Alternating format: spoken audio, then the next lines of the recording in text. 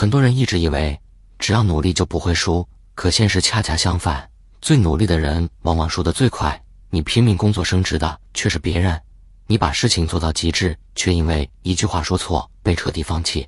为什么会这样？因为这个世界从来不是只看能力，而是在筛选谁更懂规则。1700年前，《世说新语》就把这件事看透了。很多人把它当成魏晋名士的风流轶事，但我读下来看到的却是另一件事。在一个随时可能翻盘的时代，真正决定去留的不是才华，而是判断局势的能力。我越来越觉得，这本书最现实的地方不是它讲了多少故事，而是它告诉我们，人在复杂世界里最先要学会的不是赢，而是别输。第一个故事，先从东方朔开始。你可能听过他的名字，汉武帝身边的弄臣，整天插科打诨。但你可能不知道，他有一次用一句话救了一个本来必死无疑的人。这个故事后来被《世说新语》归真记录下来。原文是这样的：汉武帝乳母常遇外犯事，地狱深陷，乳母求救东方朔。朔曰：此非唇舌所争，而必忘记者，将去时但当虑故地，慎勿言。此或可万一击耳。这个女人本来已经被判死了。汉武帝的乳母在宫外犯了事，仗着自己曾经哺育过皇帝，横行霸道，触犯了法律。在那个权力高度集中的时代，证据确凿，按律当斩。乳母走投无路，跑去求东方朔。东方朔没有求情，他只做了一件更危险的事。他说，这不是靠嘴皮子能争回来的事。如果你真的想活命，待会走的时候，你只需要不停地回头看皇帝，千万不要开口求情，这样或许有1/1000的机会。乳母被押走的时候，东方朔正好站在汉武帝身边。乳母按照东方朔教他的，一步3回头地看着皇帝，眼泪止不住地流，嘴唇在抖，但始终没有说一句话。就在这时候，东方朔开口了。原文记载，他说的是：汝痴耳，帝岂复以如补世恩邪？你傻不傻？皇帝难道还会记得你当年喂奶的恩情吗？他一句话把皇帝拉回了一个他不愿意面对的记忆。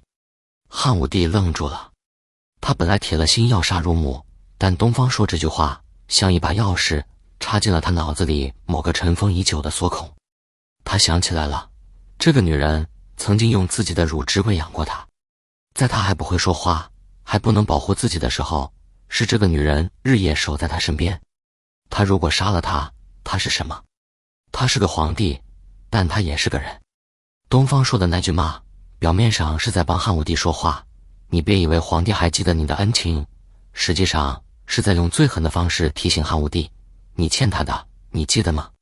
原文最后写道：帝虽才雄心人，一身有情趣，乃凄然悯之，即敕免罪。汉武帝虽然雄才大略，心狠手辣，但也有很深的人情味。他被感动了，立刻下令赦免了乳母。那一刻，皇帝不是在想该不该杀，而是在想，我还是不是人。东方朔没有替乳母求一句情。如果他求情，以汉武帝晚年的多疑和强势，只会觉得你们都在跟我作对，然后杀得更快。人在愤怒的时候，会本能抵抗外界压力。当一个上位者处于极度愤怒中时，外界的压力只会让他更坚定自己的决定。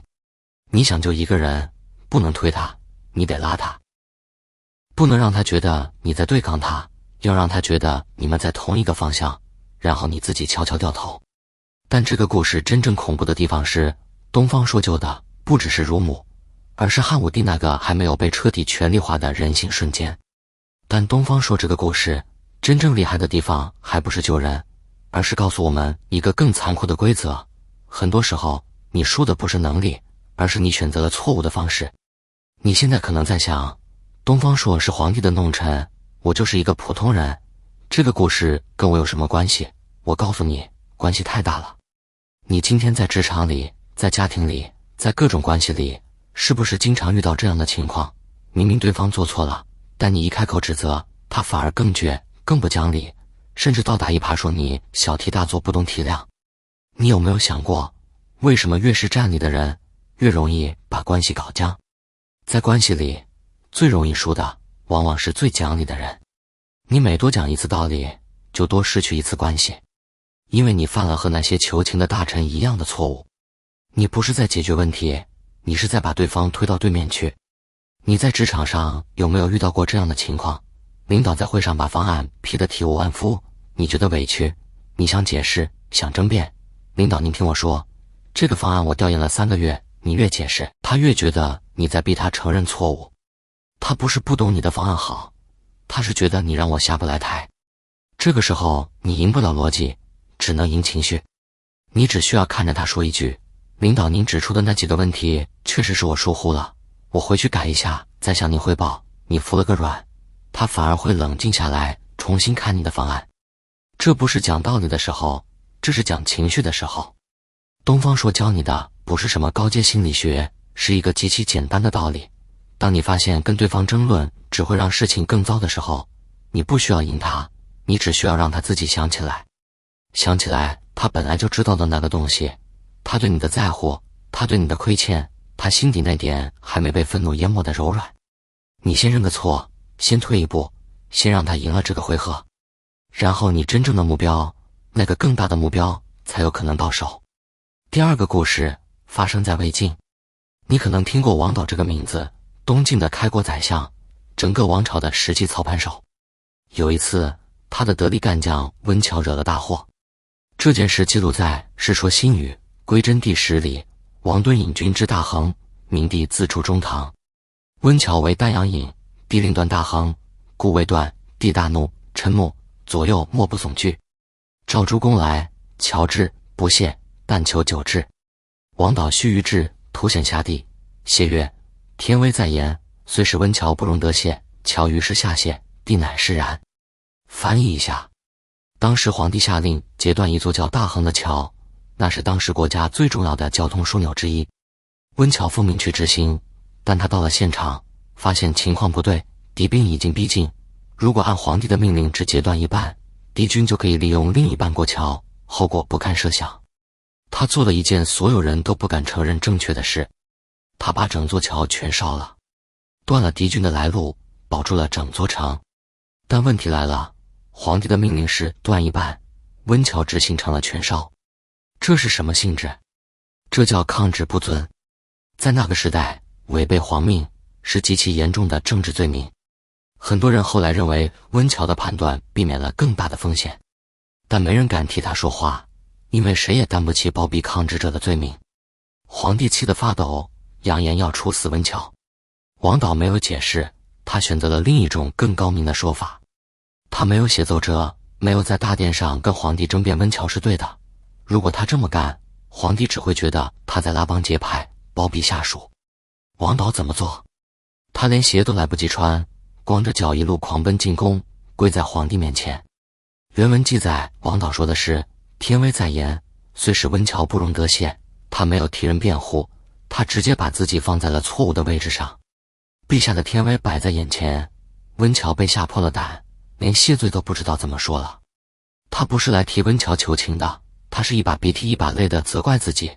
陛下，是我管教无方，是我没有提醒温峤。温峤年轻不懂事，他是为了打仗心切才把事情做过了头。要罚，您先罚我。这段话的精妙之处在哪里？王导做的不是求情，是把一场死局改成失误。他不是在认错，他是在改问题的级别。一旦定义成抗旨，这个人就已经死了一半。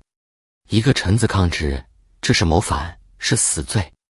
一个宰相管教下属不严，这是什么？是家事。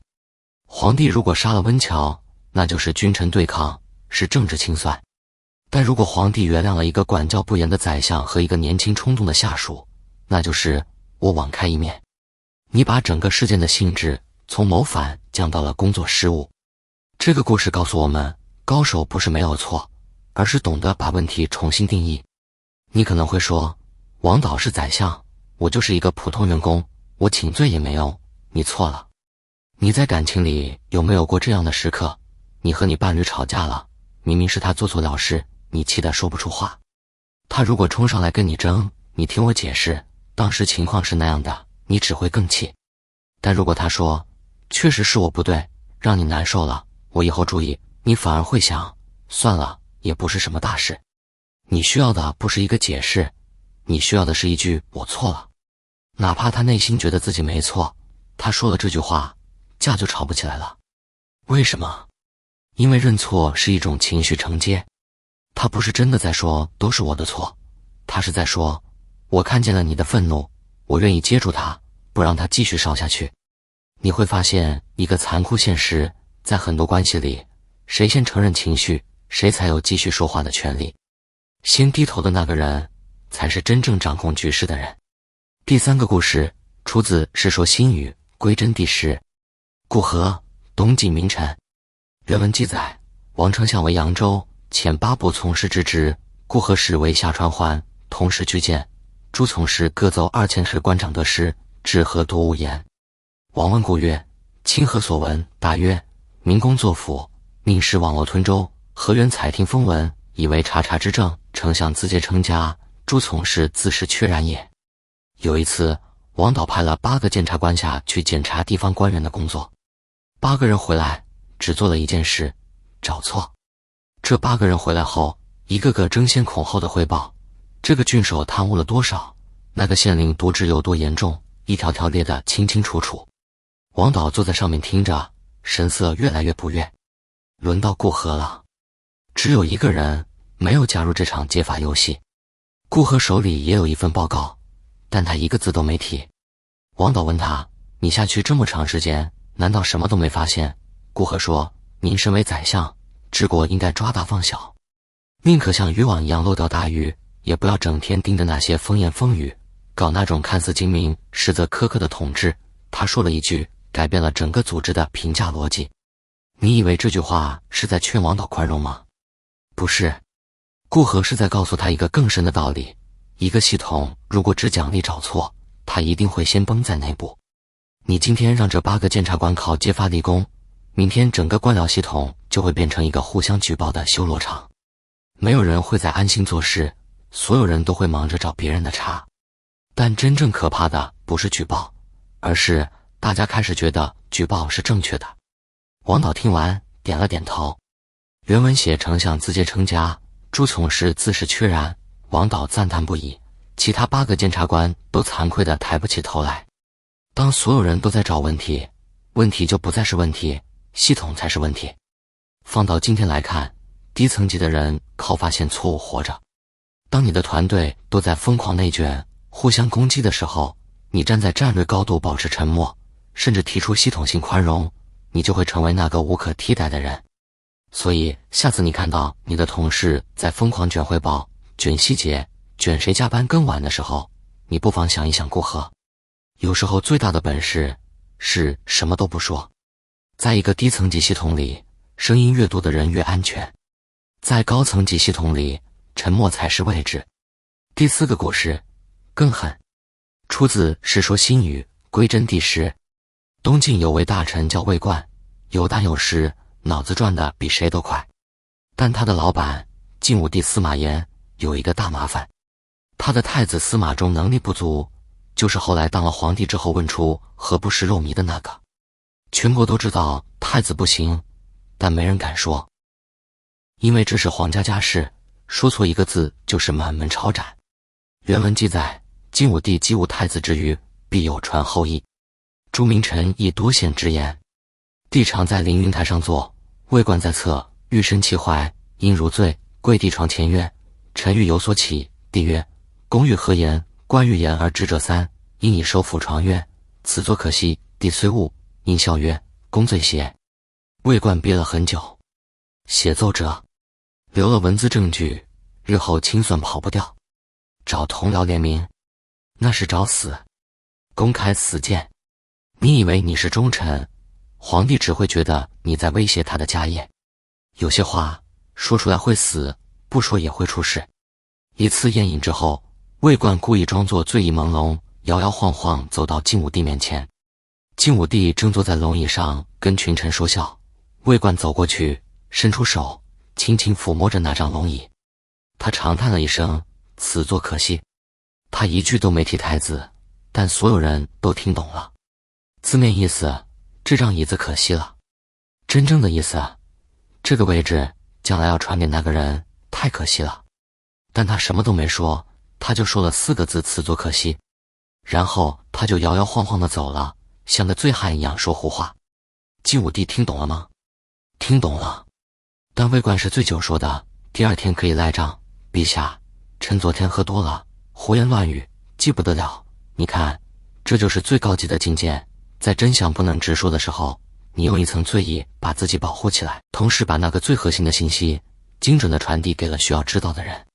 他不是在说话，他是在投递一个不能被拒绝的信息。有些话说出来会死，不说也会出事。你在职场上有没有过这样的经历？你发现公司方向错了，你发现这个方案有致命漏洞，你发现领导正在往坑里走。你不能直说，直说就是打老板的脸，就是挑战权威。但你也不能不说，因为事情真的会出问题。你怎么说？你见过那种开会时先开玩笑的人吗？领导，我说句冒昧的话，这个方案会不会有点太激进了？他笑着说，领导也笑着听。但领导回去之后会认真想那个问题。你见过那种用"我有个不成熟的建议"开头的人吗？他把自己的姿态放得极低，把话说成"我还没想清楚"，但那个还没想清楚的东西正好戳中了领导的盲区。魏冠教你的是，当一个信息太危险不能直说的时候，你要找到一个保护壳。可以是我是开玩笑的，可以是我还没想清楚，可以是我听别人说的，但你必须把那个核心信息递到该听的人耳朵里。最高级的表达是你不用说，对方也会懂。对方接住了，是对方的智慧；对方没接住，你也没有损失。好，4个关于博弈和破局的故事讲完了。东方朔教你不争而胜，王导教你以退为进，顾河教你沉默即权力，魏冠教你真话藏一半。但这套技能，有的人天生就懂。接下来我要讲2个故事，关于2个小孩，一个把干饭煮成了稀粥，一个在寒冬里不让母亲缝棉衣。听上去像小孩胡闹，但你听完就知道，他们脑子里装的东西比很多成年人清醒得多。但人活一世，不可能永远靠算计和博弈。真正厉害的人，不只是知道如何赢别人，还知道什么时候重新塑造自己。第5个故事出自《世说新语·素会》第12。东汉名士陈太丘有一次在家里跟客人讨论极高深的哲学和政治问题。他的2个儿子元方和季方在厨房做饭，2个孩子一边生火煮米，一边竖着耳朵听父亲和客人聊天。结果他们听得太入神，忘了放蒸架，本该蒸出的干饭掉进水里，煮成了一锅稀粥。他们毁掉了一顿饭，却换来了一次认知升级。原文记载，宾客议陈太丘诉，太丘使元方、季方吹。客与太丘论议，2人进火，俱委而窃听。吹望诸丹，饭落釜中。太丘问：吹何不响？元方、季方长跪曰：大人与客语，乃具窃听。吹望着丹，饭精成迷。太丘曰：尔颇有所识不？对曰：仿佛记之。2字句说，更相一多，言无一失。太丘曰：如此，但迷自可，何必饭也？陈太丘走进厨房，看到一锅稀粥，问怎么回事。2个儿子长跪在地上说：父亲，我们偷听了您和客人的谈话，听忘了放蒸架，饭倒进水里了。陈太丘问：那你们听到什么了？2个孩子一字不落地把整场对话背了出来，几百字内容，记得分毫不差。陈太丘听完笑了，他说了一句话：如此，但迷自可，何必饭也？能记住这么高密度的对话，说明脑子好使。既然这样，喝粥就行了，何必非要吃干饭呢？陈太丘看重的不是饭，而是认知效率。为了获得最高密度的信息，放弃一点表面的利益，这完全值得。2个孩子得到的是那个时代顶级的学术和政治见解。有些饭你以为重要，其实只是挡住认知的东西。但真正荒诞的是，大人拼命保住干饭的时候，小孩已经在吃更高密度的信息。很多人不是输在能力，是输在太怕损失眼前的东西。你明明知道现在的工作没有前途，但你觉得好歹有份稳定收入，于是你在一个行业里又耗了3年。你明明知道这段关系在消耗你，但你觉得都在一起这么久了，于是你又拖了1年。你明明知道那个学习机会要花时间要花精力，但你觉得现在太忙了，等以后吧，于是一等就是5年。你知道为什么你总在等以后吗？因为你太在乎那碗干饭了。你觉得眼前这点安稳不能丢，于是你用手捧着那碗干饭，再也没有手去接任何别的东西。有时候你以为你在保护生活，其实你是在拒绝认知升级。元芳和季芳用一碗稀粥告诉你，如果能用眼前的小利换一条真正有价值的认知，那就换。别犹豫，因为那条认知可能改变你往后10年的路。第6个故事还是出自《世说新语·素会》第12。韩康伯，东晋名士，小时候家里穷得叮当响。有一年冬天，天寒地冻，他只有一件单薄的内衣，冻得直哆嗦。母亲心疼他，熬夜想给他缝一件棉衣御寒，但韩康伯拒绝了。原文记载，韩康伯年数岁，家库贫，至大寒，只得如母婴夫人自成之，令康伯捉熨斗，谓康伯曰：且捉如，寻当作夫库。康伯曰：火在熨斗中而秉热，今即捉如，下一当暖，母甚宜之。母亲拿着熨斗，边熨边说：先穿上这件内衣，过几天再给你做棉裤。韩康伯说：火在熨斗里面，手柄自然就热了。我现在把身体的内衣穿暖和了，全身自然就暖和了。他的逻辑是，资源有限时，与其到处平均用力，不如把全部精力集中砸向一个核心点，把那件内衣做热，热量自己会传导到四肢。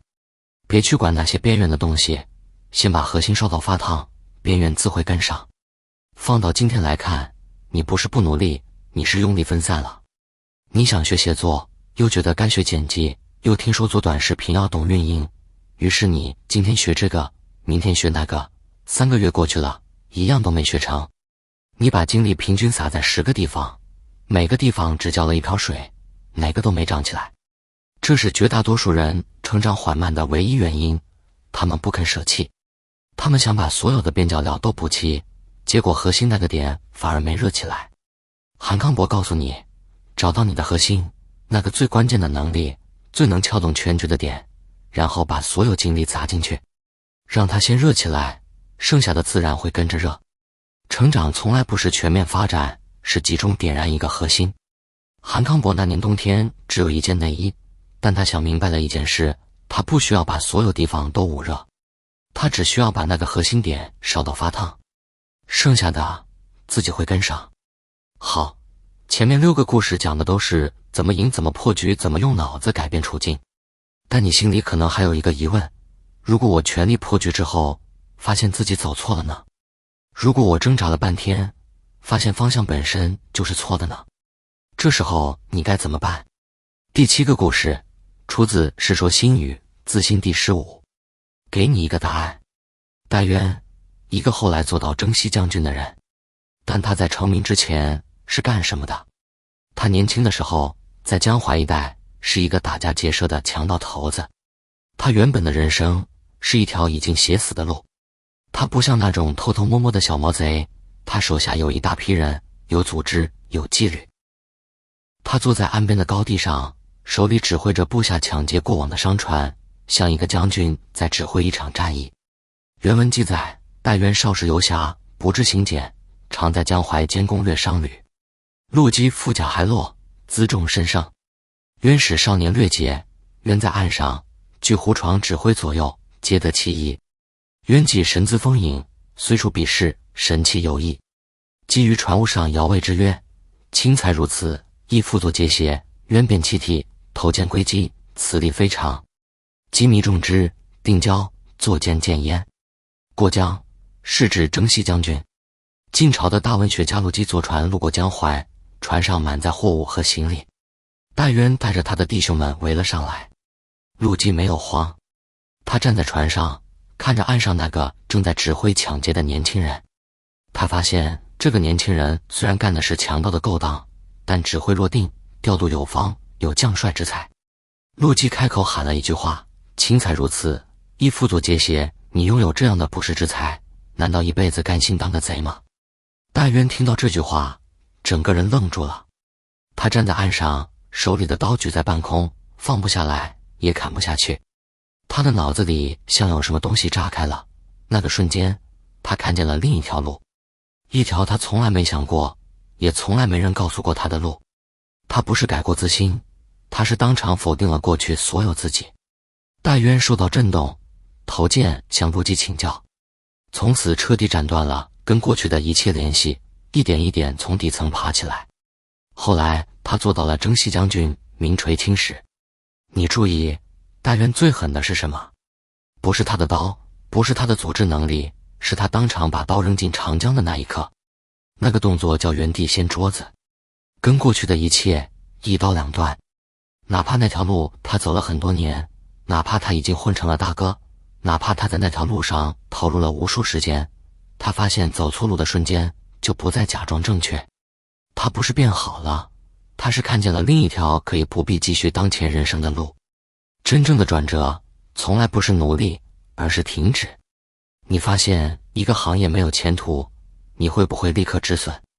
还是一边骂一边继续干？你发现一段关系在消耗你，你会不会转身就走？还是说服自己都这么久了，再忍忍？你发现一个习惯在毁掉你，你会不会当天就戒掉？还是跟自己说从下周一开始，从下周一开始是最贵的6个字，它让你把今天能做的事情拖到了永远。